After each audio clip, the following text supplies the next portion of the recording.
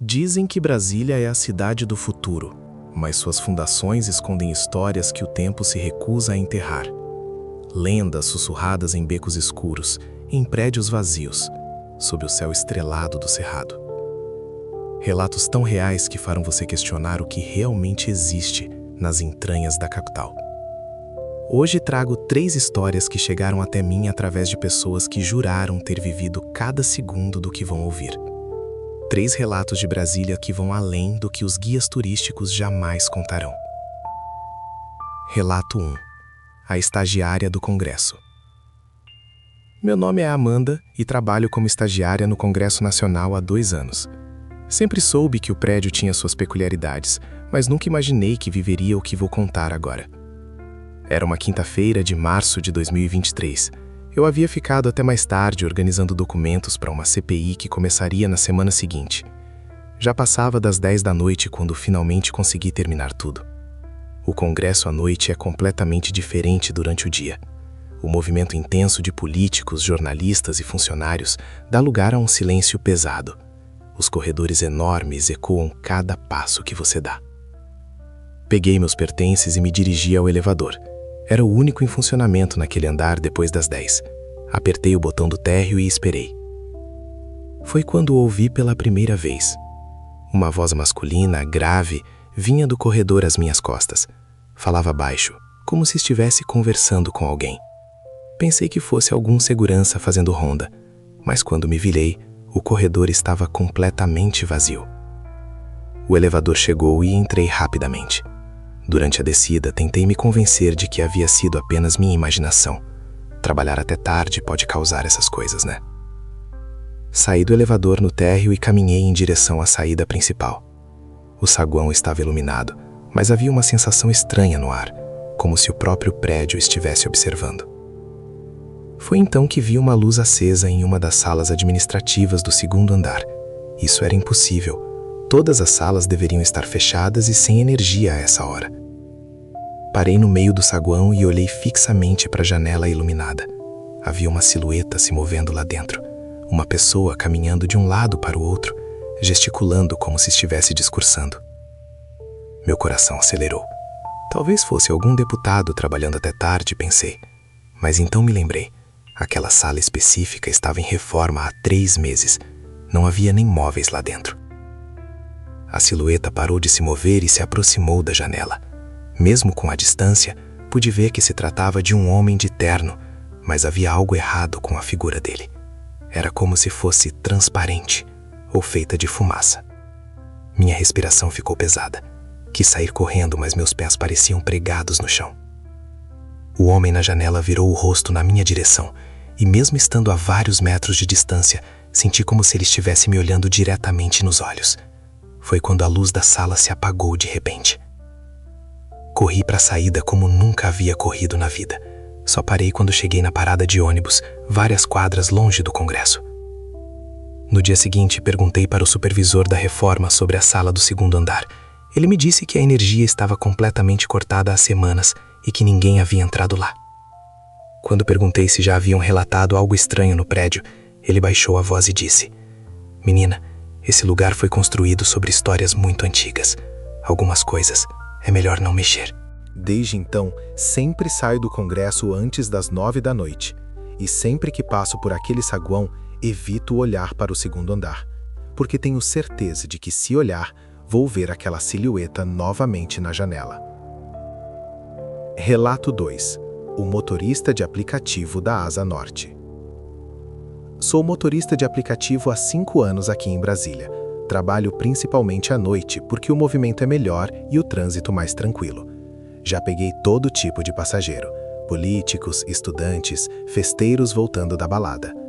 Mas o que aconteceu numa madrugada de agosto ainda me deixa sem dormir direito. Era por volta de 2h30 da manhã quando recebi uma corrida na Asa Norte. O destino era uma das superquadras mais antigas da cidade, próxima ao setor hospitalar. Nada demais, corrida comum. Cheguei no ponto de embarque em frente a um prédio residencial. A rua estava vazia, apenas iluminada pelos postes de luz amarelada que dão aquele tom meio fantasmagórico para Brasília à noite. Esperei cerca de 5 minutos, mas ninguém apareceu. Liguei para o número do passageiro, mas só dava a caixa postal.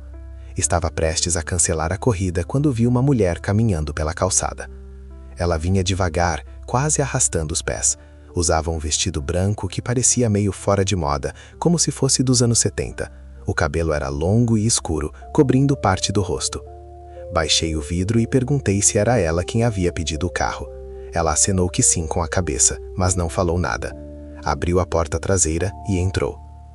"Para onde vamos?" perguntei, olhando pelo retrovisor. Ela sussurrou um endereço na asa sul, bem longe dali. A voz dela era estranha, meio rouca, como se não falasse há muito tempo. Comecei a dirigir pela via L4. Durante todo o trajeto, ela ficou em silêncio. Tentei puxar conversa algumas vezes, mas ela não respondia. Olhava pela janela com uma expressão vazia. Quando chegamos no meio do caminho, começou a chover. Uma chuva fina de cerrado, daquelas que deixam o asfalto brilhando sob as luzes dos carros. Foi então que percebi algo muito estranho no retrovisor. A chuva estava batendo na janela ao lado dela, mas não havia nenhum reflexo da mulher no vidro molhado. Era como se ela não estivesse ali. Minha mão começou a tremer no volante. Tentei me convencer de que era só o ângulo da luz ou algo assim, mas quando parei no sinal vermelho da L4 com a L2, olhei diretamente para o banco traseiro pelo retrovisor interno. O banco estava vazio, mas eu podia sentir a presença dela ali. Uma presença fria que deixava o ar do carro pesado e difícil de respirar. "Moça?" chamei, com a voz trêmula. "A senhora está bem?" Uma voz veio do banco traseiro, mas agora soava diferente, mais distante, como se viesse de um lugar muito longe. "Continue dirigindo, estamos quase chegando."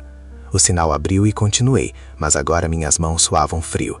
A cada semáforo que passávamos, olhava para trás através do retrovisor. O banco continuava vazio, mas a sensação de que alguém estava ali só aumentava. Chegamos no endereço indicado. Era um prédio antigo, com as janelas todas escuras. Parecia abandonado há anos. "Chegamos", anunciei, com a voz ainda tremendo. Ouvi o barulho da porta traseira se abrindo e se fechando, mas quando olhei, não vi ninguém saindo do carro. Fiquei ali parado por alguns minutos, tentando entender o que havia acontecido. Foi quando um morador do prédio se aproximou da janela do carro. "Você está bem, amigo?" ele perguntou. Vi você aqui parado e pensei que pudesse estar passando mal. Eu trouxe uma passageira até aqui, respondi. Uma mulher de vestido branco. O homem me olhou com uma expressão estranha. Vestido branco? Rapaz, você deve estar confundindo o lugar. Aqui neste prédio, uma mulher de vestido branco morreu há uns 15 anos. Dizem que ela ainda aparece por aqui, pedindo carona para casa. Senti um arrepio percorrer minha espinha. Olhei para o aplicativo para ver os detalhes da corrida, mas não havia nenhum registro. Era como se a viagem nunca tivesse existido. Saí dali o mais rápido possível e fui direto para casa. No dia seguinte, pesquisei sobre o endereço e descobri que realmente uma mulher havia morrido naquele prédio nos anos 70. Ela havia saído de casa numa noite chuvosa e nunca mais voltou. Foi encontrada dias depois numa via expressa de Brasília. Desde então, sempre que pego uma corrida à noite na Asa Norte, verifico se consigo ver o reflexo do passageiro no vidro. E se não conseguir, cancelo na hora. Porque tem algumas corridas que é melhor não completar. Relato 3. O vigilante da UNB. Trabalho como vigilante noturno na Universidade de Brasília há 8 anos. É um emprego tranquilo na maior parte do tempo. Os campus ficam praticamente vazios durante a madrugada, apenas com alguns estudantes que ficam até mais tarde na biblioteca ou nos laboratórios. Mas existe um prédio no campus que sempre me deixou inquieto. O Instituto Central de Ciências, o ICC. Um prédio enorme com corredores intermináveis que mais parecem um labirinto. O que vou contar aconteceu numa madrugada de setembro de 2022. Era minha ronda das 3 horas, quando passo por todos os prédios principais para verificar se está tudo normal. Cheguei ao ICC e comecei minha vistoria pelo térreo. Tudo normal até chegar ao corredor do setor de História. Havia uma luz acesa numa das salas de aula, o que era estranho porque ninguém deveria estar no prédio àquela hora.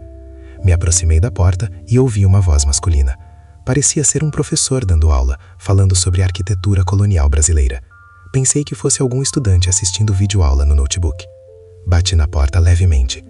"Com licença, está tudo bem aí dentro?" A voz parou imediatamente. Um silêncio completo tomou conta do corredor. "Olá?" insisti. "Preciso verificar se está tudo em ordem." Nenhuma resposta. Usei minha chave mestra para abrir a porta. A sala estava completamente vazia. Cadeiras e mesas organizadas, lousa limpa, nenhum sinal de que alguém havia estado ali. Mas havia algo que me chamou a atenção. No quadro estava escrita uma frase em giz: "A história nunca se repete, mas sempre ecoa." Apaguei a frase e saí da sala, trancando a porta. Provavelmente algum estudante havia esquecido a luz acesa e a frase no quadro era de alguma aula anterior. Mas quando estava voltando pelo mesmo corredor 15 minutos depois, a luz da sala estava acesa novamente. Desta vez não hesitei, abri a porta rapidamente. A sala continuava vazia, mas agora havia algo diferente. Todas as cadeiras estavam viradas para o quadro, como se uma turma inteira estivesse assistindo aula. E no quadro, com uma letra diferente da anterior, estava escrito: "Alguns professores nunca param de ensinar." Senti meus pelos se arrepiarem. Apaguei novamente a frase, apaguei a luz e saí, trancando a porta com mais força do que o necessário. Decidi terminar minha ronda rapidamente e voltar para o posto de segurança. Mas quando estava saindo do ICC, ouvi algo que fez meu sangue gelar. Som de giz escrevendo no quadro, vindo da sala que eu havia acabado de trancar. Voltei correndo pelo corredor. A luz estava acesa novamente, e agora ouvia claramente uma voz masculina falando sobre história do Brasil. Não era uma gravação. Era uma voz real, como se houvesse realmente alguém dando aula ali dentro. Coloquei o ouvido na porta. A voz era clara. A construção de Brasília representou não apenas um marco arquitetônico, mas também um ponto de encontro entre o passado e o futuro do nosso país. Abri a porta de uma vez. A sala estava vazia como antes, mas todas as cadeiras agora estavam ocupadas por figuras translúcidas. Estudantes de diferentes épocas, com roupas que iam dos anos 60 até hoje, todos prestando atenção na aula. E em frente ao quadro, de costas para mim, havia a silhueta de um homem de meia idade, de terno, com uma postura típica de professor. Ele continuava falando, como se não tivesse percebido minha presença. A capital foi erguida sobre o cerrado, mas também sobre as memórias e sonhos de um povo. Tentei me mover, mas era como se meus pés estivessem colados no chão. Os estudantes fantasmagóricos começaram a virar seus rostos na minha direção. Alguns sorriram, outros apenas me observaram com curiosidade. O professor parou de falar e lentamente se virou. Seu rosto era gentil, de alguém que havia dedicado a vida ao ensino. Mas havia algo em seus olhos que indicava que ele não pertencia mais a este mundo. "Você gostaria de assistir à aula?" ele perguntou, com uma voz que ecoava de forma estranha na sala. Consegui balançar a cabeça negativamente. Ele sorriu de forma compreensiva. "Tudo bem. Nem todos estão prontos para aprender certas lições." Fez um gesto com a mão e de repente consegui me mover novamente. Saí da sala cambaleando e corri pelos corredores do ICC até chegar do lado de fora. No dia seguinte, procurei informações sobre professores que haviam morrido na UNB. Descobri que nos anos 80, um professor de história havia sofrido um infarto durante uma aula noturna no ICC. Morreu na sala de aula, cercado pelos estudantes que tentavam socorrê-lo. Seu nome era Professor Antônio, e colegas contavam que ele sempre dizia que sua missão era ensinar, mesmo que fosse preciso voltar do além para isso. Desde então, sempre que passo pelo ICC durante as rondas noturnas, evito o corredor de história depois das 3 da manhã. E se vejo alguma luz acesa por lá, finjo que não vi. Porque aprender é importante, mas algumas aulas são para alunos de outro mundo. Esses foram os 3 relatos que chegaram até mim, vindos diretamente de pessoas que viveram essas experiências em Brasília. 3 histórias que mostram que mesmo a cidade mais moderna do país carrega mistérios que a razão não consegue explicar. Brasília pode ser a capital do futuro, mas seu passado e presente se misturam de formas que apenas quem viveu consegue compreender realmente.